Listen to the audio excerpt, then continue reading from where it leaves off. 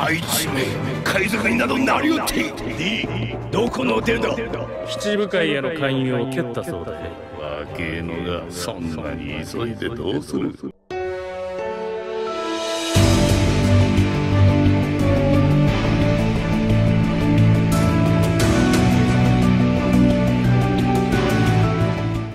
원피스를 찾기 위해 모험을 떠난 루피의 항해가 공백의 백년과 태양신 리카, 그리고 최초의 해적 조이보이, 마지막으로 해수면 상승의 진실까지 밝혀지게 되며 어느덧 루피의 항해가 막바지에 이르고 있다는 것을 알 수 있었는데요.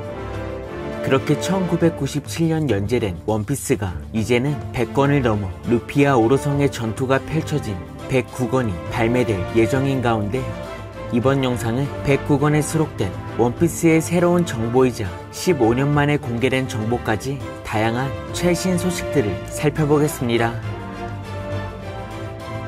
먼저 원피스 일부 시절 정부의 직속 기관으로서 밀짚모자 일당을 상대했던 루치 일행은 결국 NES 로비에서 패배한 이후 임무를 실패한 대가로 해군에게 체포될 위기까지 놓이게 되었습니다.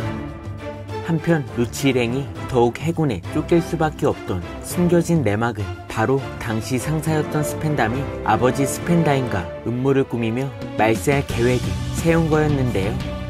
그렇게 만약 루치 일행이 다시 돌아온다면 자신에게 위협이 될 거라 느낀 스펜담은 스탠다인의 권유로 승진하며 사이퍼폴 이지스 제로에 들어갈 수 있게 되었고, 한편 자신들을 체포하려는 해군을 격파한 이후 강해지기 위한 수행의 시간을 갖게 된 루치 일행은 임펠다운 레벨 6의 탈주자들이 정부에 소속한 스펜다인과 침략 범죄 계획을 세우자 그 음모를 밝힐 수 있게 되었고, 결국 또 한 번의 활약으로 정부에게 인정받게 된 루치 일행은 드디어 천룡인 직속 사이퍼폴로 복직할 수 있게 되며 상사였던 스펜담이 루치의 부하로 배정받게 되었습니다.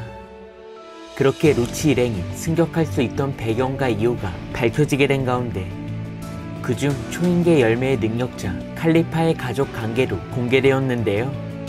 먼저 최근 쿠마의 과거편에서 사이버폴 요원 알파가 칼리파와 외모가 비슷하다는 질문을 받게 되며 그 둘에 관한 관계를 묻게 되자 오다쌤은 원래라면 사이버폴에게는 가족 관계가 없는 게 맞지만 오하라 사건에 참여한 정부의 요원 라스키가 바로 그녀들의 아버지라는 사실을 알려주었습니다.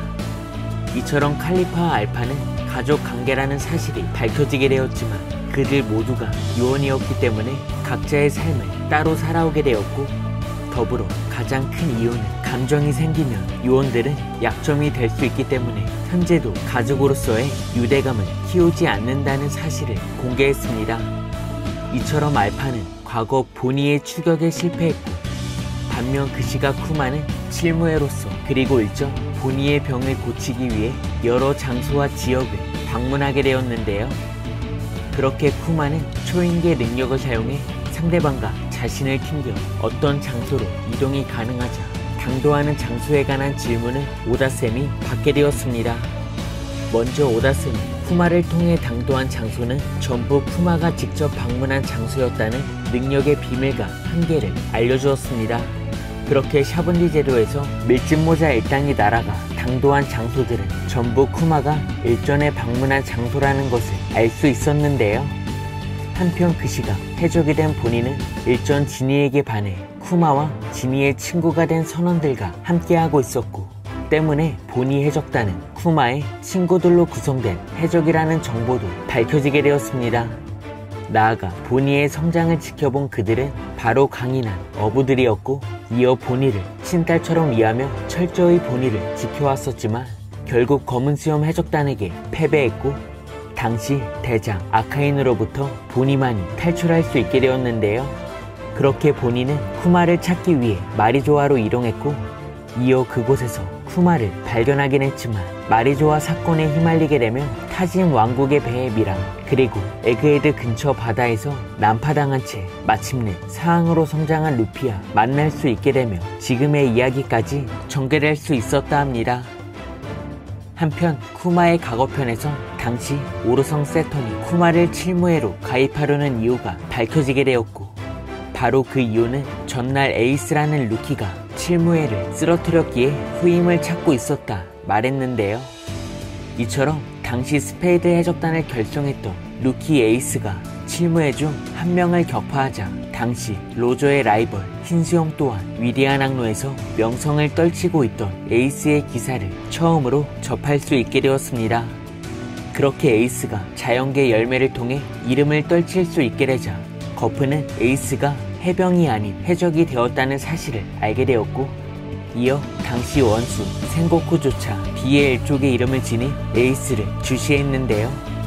이처럼 에이스의 소식은 바로 정부의 상층부 오로성에게도 보고되었기에 당시 세터는 거칠어지고 있는 해적들을 경계하며 칠무의 공석 중 한 자리를 바로 쿠마에게 제안했던 거였는데요. 결국 당시 자연계 능력을 지닌 불주먹 에이스는 18살에 칠무회 중 한 명을 격파했고, 바로 지금까지 베일에 쌓인 칠무의 정보가 공개된 건데요. 먼저 에이스가 쓰러뜨린 칠무의 이름은 하나우다. 그리고 그의 취미는 고대종 동물계를 수집하는 것이었습니다. 나아가 하나우다의 키는 흰수염보다는 조금 작은 5m가 넘는 거구였고, 이어 도마뱀의 왕이라는 이명을 갖고 있었는데요. 이처럼 고대종에 관심이 있던 해적은 바로 사왕 카이도였고, 이어 백수해적단의 최강 전력은 대간판과 토비로포였기 때문에 어쩌면 칠무의 하나우다는 카이도와 숨겨진 관계가 있거나 어떠한 연관성이 있을 수 있다는 것도 예측할 수 있게 되었습니다. 하지만 당시 루키였던 에이스에게 패배했기 때문에 하나우다의 강함은 칠무회 중 하위라는 것을 알 수 있었는데요. 그렇게 15년 만에 에이스가 격파한 존재의 비밀이 처음으로 공개된 가운데, 이어 최근 에그에 대해서 바로 오로성 나스조로가 사용한 검이 최상 명검이자 초대기 처리할 수 있다는 정보도 공개되었습니다. 이처럼 총 5개의 등급 중 가장 높은 등급인 최상 명검을 바로 오로성 중 한 명인 나스조로가 전투에 사용하고 있었고, 이처럼 최상 명검은 최강의 검수를 지니며 명성을 떨친 미호크와 로조, 그리고 흰수염이 있었는데요. 그렇게 최상 명검은 주로 해적들이 사용하며 최강자로 성장할 수 있었지만, 반면 해군에서도 해군 대장이자 연보라 호랑이 후지토라가 또 하나의 최상 명검을 사용하고 있었다는 정보가 처음으로 언급되었습니다. 그렇게 후지토라가 평상시에는 지팡이로 삼고 있던 검의 이름은 바로 야쿠자 화선이었고, 이어 제작자는 와노쿠니 출신일 수 있는 후게츠 기사부로였습니다. 결국 12자루의 최상 명검 중 현재 2자루는 해군 대장 후지토라와 세계 정부의 오로성 나스조로가 지니고 있다는 것을 알 수 있었는데요. 이처럼 후지토라가 사용하는 화선의 뜻은 바로 전투의 최전선을 뜻하기 때문에 후지토라의 검 또한 극강의 위력을 발휘할 수 있다는 것을 기대해 볼 수 있게 되었습니다. 마지막으로 아마존 릴리의 황제 선대 글로리오사부터 행코까지의 황제들의 정보가 추가로 공개되었는데요. 먼저 글로리오사는 상사병에 걸렸지만 탈출해서 생존할 수 있게 되었고, 이어 사쿠야코 또한 글로리오사와 마찬가지로 탈출하며 생존을. 하지만 선대왕제 토리토마는 결국 상사병으로 인해 사망했다는 정보가 밝혀지게 되었습니다.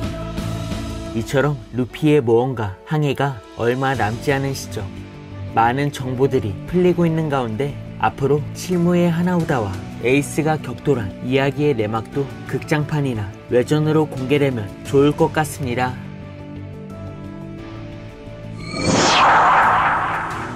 이번 영상은 여기까지입니다. 시청해주셔서 감사합니다.